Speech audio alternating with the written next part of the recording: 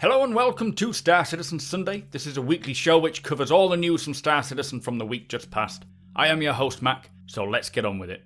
This week we take a look at mission sharing and reputations. We see the next round of weapon attachments, plus improvements and future updates coming to Star Marine and Arena Commander. So before we begin, I just want to say a big thank you to Ezekiel York, who has become my latest patron. Thank you so much for your support, it is very much appreciated. If you do enjoy my videos and would like to help make them better, plus get your referral code in my vids, then follow the link to my Patreon page below. So kicking off inside Star Citizen this week, we got a sneak peek looking at the new Banu Defender. Some people seem to like it, others not so much. I think it looks quite cool, but I'm not really into alien ships anyway, but do let me know your thoughts. Now the first section they spoke about was mission sharing. They know it's so important, especially for multi-crew ships, needing to see mission locations as a group and also sharing rewards, but it also includes reputations as well. So if you invite a criminal friend to do a good mission, then they will benefit, gaining a better reputation, but also this works vice versa. So if you're a good guy and you take part in a criminal act, then you will gain criminal reputation as you would expect. For 3.7, the lawful landing zones will have landing restrictions if you have a crime stat rating. These will be places like Port Olisar, Lorville and Area 18. There are grey areas like rest stops and Levski which will allow you to land with a crime stat up to level 3, but then Grim Hex will allow you to land no matter what crime stat you have. They said that this will make criminals have a life on the run. Obviously if you are a criminal you can still park your ship out of the vicinity of Port Olisar and say EVA to the location. You're just not allowed to land there. So you can use its facilities, you just can't store your vehicle, you can't sell goods from your vehicle. Now for people who are level 5 criminals, there is a new mission which will require you to go and hunt the Navy and try to take them down. This is a repeatable mission and it can be shared between friends, but don't forget that you'll also have bounty hunters coming after you as well. Now this is a really nice touch. Not only for the bad guys, giving them something fun to do at that level of level 5 crime stat, but it will also take the pressure off the good guys. People who go around worrying about being attacked, they can relax a bit more because the criminals will likely be more distracted, and it also helps bounty hunters, giving them something to hunt for. Now all of these new features should give pirates and criminals something more in depth to take part in, and also establishing Grim Hex as more of a dangerous place to go for criminals, for bad guys. So if you are a good guy and you do venture to Grim Hex, do not be surprised or complain if you get attacked. It is your own fault, but this does establish the law, so it is very cool to see it evolving. Now after this we got to look at weapons and the new attachments. They're introducing a new range of attachments and they vary from size 1, which is for pistols and SMGs, size 2 for rifles, LMGs and sniper rifles, and then size 3 is your shotguns. So you've got silencers for both energy and ballistics, you have compensators, flash hiders, energy weapon stabilizers, which is quite good, sort of reducing the recoil, a laser pointer and a flashlight for the underbarrel. They've also reworked the old sights and scopes and added a couple more new ones. The flashlight, they say, can focus on a target at a further range than your headlamp will, but it also has a blinding effect which is quite nice. So if you are using the torch, it's not just giving away your position, it is actually having an effect against your opponent. The suppressor at the moment is just an audio effect. It will likely affect the meta behind it, also range and that sort of thing. The salvo frag pistol is very similar to the Coda pistol. It uses the same ammo. It is a ballistic weapon which has a charge mode which is unique to a ballistic weapon, whereas you hold the trigger it'll fire a shotgun blast, which is pretty nice, but in terms of frag, I'm not really understanding why they use that word. Maybe it's something I don't quite understand in terms of weaponry, but I was expecting some sort of pistol grenade launcher to a degree. Interesting type of weapon, it looks very cool, and I guess they're just giving you another alternative option to the Coda. Now all these new mods will really allow us to customize our weapons and suit our tastes and needs, and I cannot wait to get mine all set up how I want them. I will do a showcase on the new attachments on some of the weapons so you can see the potential combinations, so be sure to subscribe for that one. After this, they looked at the character customizer. Now they've taken our feedback for the current customizer. You can now choose a base head and select a feature, like clicking on the forehead, the eyes, the nose, the mouth, and just cycle through the other heads using a slider to decide how much of an effect you want from each head. It doesn't sound different when I read it out to what we already have, but the UI does make it more clear and cleaner, and I have to agree it does look a lot better and more user-friendly. Now finally, they spoke about the ship rentals. Renting will be available at Lawville, ArtCorp, and I believe somewhere else as well, but the ships can be rented for 1 day, 3 days, 7 days or 30 days, and it is a real-world timer as well. The insurance is covered as normal for the time of the rental, and then when the timer runs out, I think when you log out next, the ship will just be taken away. This will obviously get updated and continue to build on it as time goes on.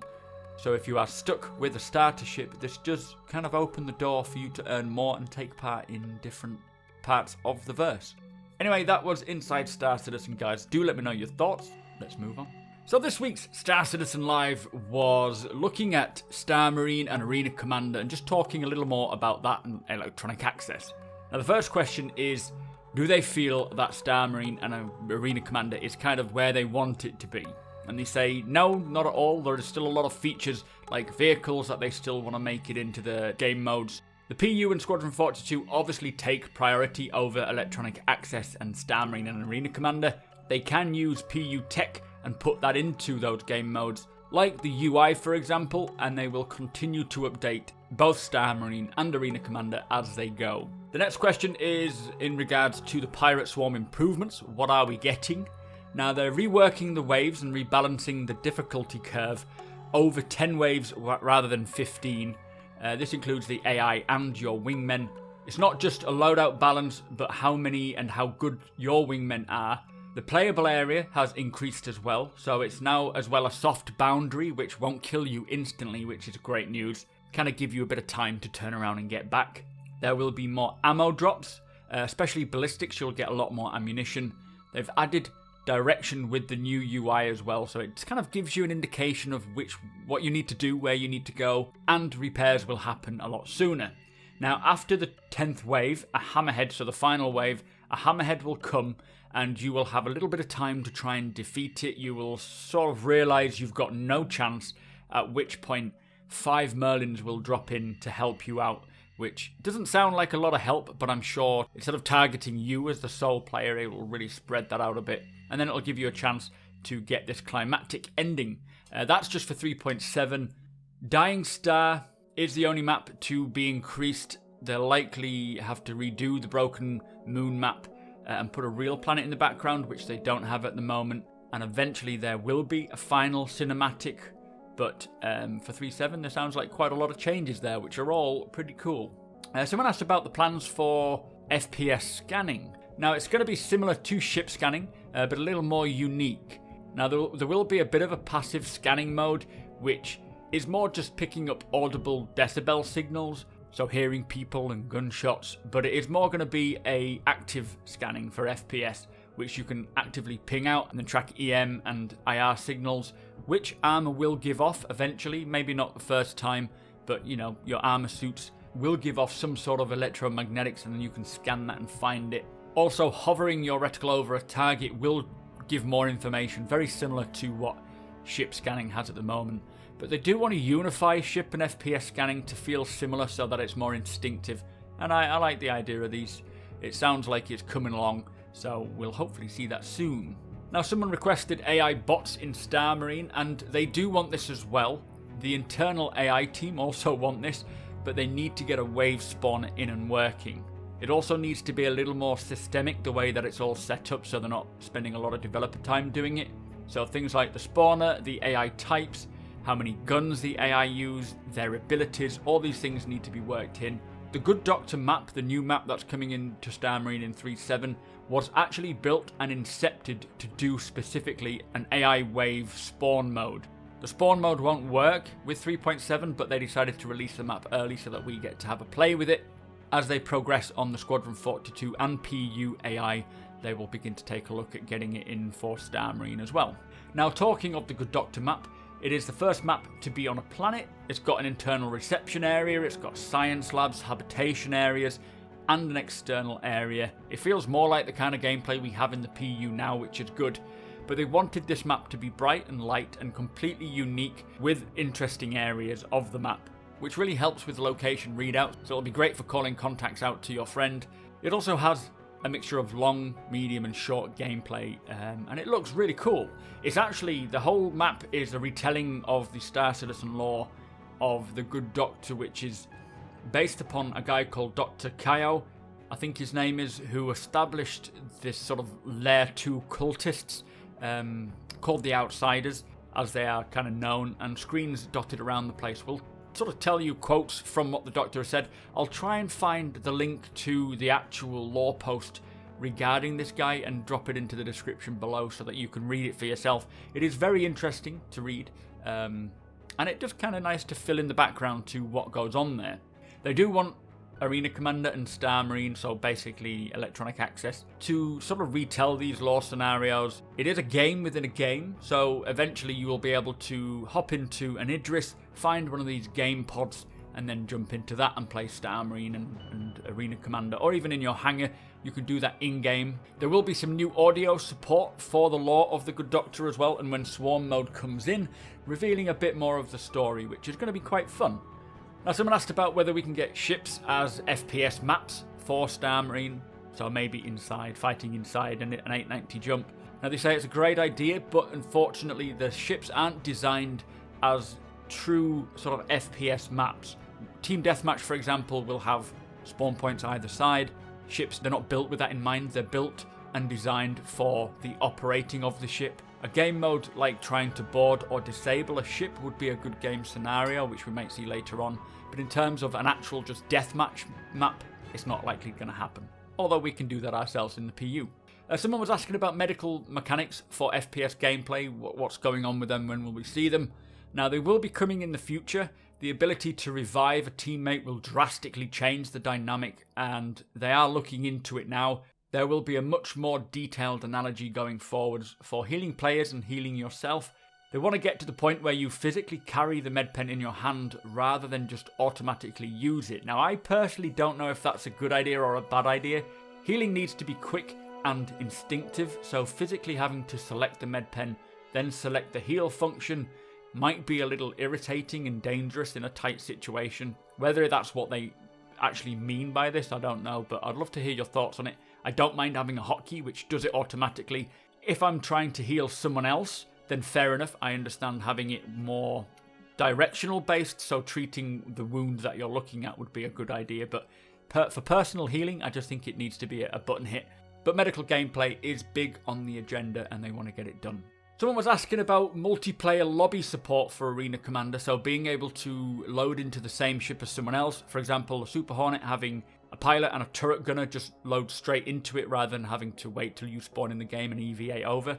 Now, they have actually worked and completed the design for this. They've also completed the refactor for the matchmaking services, which is something that they'll need to do this. But they do want it to be where you can select what seat you sit in the ship or what ship you spawn in. And that would be really cool, being able to take a hammerhead and allocate people to turrets and whatnot. So eventually it sounds like it'll happen. Will Star Marine and Arena Commander ever be closer to the PU as a mode rather than it being really arcadey? Now, they want to get combat to work in a scenario-based way that will allow them to then make Arena Commander and Star Marine modes more closer to the actual PU, kind of taking what we have in the PU and condensing it into a smaller version, but there sounds like there's still a lot of work to be done on this. I'm kind of in two minds with this. I would like to have the arcadey feel so that you feel like you are jumping into a game, but also for the sake of training purposes, especially with my org, having like a hardcore mode which is more realistic to the PU, so maybe less lives, more in-depth medical gameplay, that sort of thing. Having the two different types of modes I think would be a good option, but having different game modes like that will definitely be way down the line. Now, someone asked if the locations for Arena Commander and Star Marine, like the maps, are designed with the idea of then being included into the PU, and they said it's more the other way around. So something in the PU can be reused in Arena Commander Star Marine. They don't create something for Star Marine and then think, oh, we'll put that into the PU. The PU is the inspiration for the maps of these other game modes. They have a lot of assets already for the PU, so they can reuse them, and it doesn't need a lot of work to create them.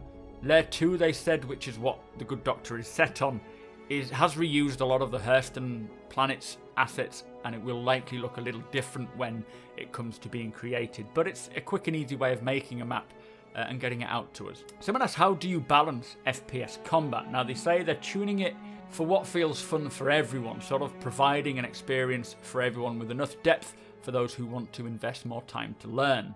The weapons, they say, need to be tuned to feel great and work great, making sure that each weapon feels unique and suits a playstyle, not a skill, which I thought was quite interesting. So you don't learn a weapon to become good at it, you use that weapon because of that playstyle you're adopting. Like, you wouldn't see a sniper running around, no scoping people, which we do in a lot of other games. So there is part of learning the weapon, but there's also part of using the weapon to its advantage rather than just getting better at it. They do want to revisit the older weapons to give them more reason for us to choose them. Balance is an ongoing progress in all areas and will continue to be the focus, especially on weapons, making sure that they bring niche, unique gameplay.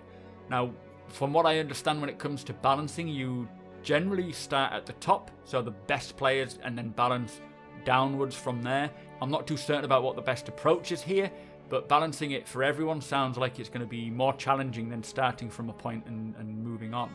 I'd love to know your thoughts on how this should be done, because I'm sure a lot of you out there do know, but we'll have to wait and see what happens. Someone asked about jetpacks, which sounds like a cool idea, and Sean Tracy is a big fan, but instead of having jetpacks that allow you to fly around, they're calling it more jump assist for a one-time use and then it recharges. So, as Jared put it, more like Michael Jordan than Buzz Lightyear. For future, some armors will benefit more than others with the jump assist, so heavy armor maybe not benefiting too much because it's heavier and you can't jump as high. But I do love this idea, kind of brings a bit more depth to the game, and it will look really cool when we have FPS battles and people are launching themselves on top of buildings. I think that would be quite freaky and exciting. So next question is to do with Satterball. It's been ages since we've had an update with Satterball. What's going on? Sean says there is no update yet, it's not being worked on. Electronic Access brings us Arena Commander and Star Marine. Satterball is unique in the sense that it's a whole unique set of gameplay for one mode. It's more of an esport in reality. It would be silly to set resources on Satterball when it doesn't have any effect on the PU, Squadron 42, Arena Commander or Star Marine.